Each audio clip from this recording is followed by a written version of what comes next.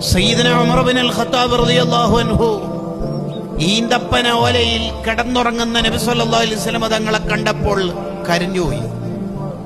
എന്താ ഉമറേ കരയണത്? തങ്ങളുടെ ശരീരത്തിൽ പാടുകൾ കാണുമ്പോൾ കരച്ചിൽ വരികയാണ്. ലോകത്തിന്റെ നേതാവ് ഈ ഈന്തപ്പന ഓലയിലാണോ കിടക്കേണ്ടത്?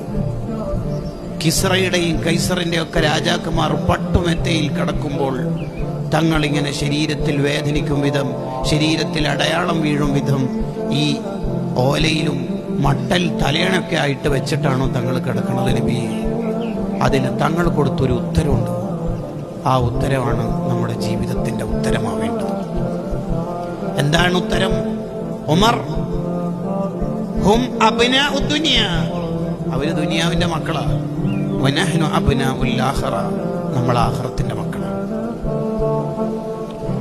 ദുനിയാവിന്റെ മക്കൾ ദുനിയാവിന്റെ അടിമകളായി ജീവിക്കും. ആഖിറത്തിന്റെ മക്കൾ ആഖിറത്തിലെ വിജയത്തിന് വേണ്ടി പണിയെടുക്കും. അതുകൊണ്ട് നമുക്ക് സുഖവും ആസ്വാദനമൊക്കെ ആഖിറത്തിലെത്തിയിട്ട് പോരെ ഉമറേ എന്നാണ് ചോദ്യത്തിന്റെ കാമ്പും കാതലുമായ താല്പര്യം. ഇതാണ് ഒരാളുടെ ജീവിതത്തിന്റെ ലക്ഷ്യം എന്ന് പറയുന്നത്.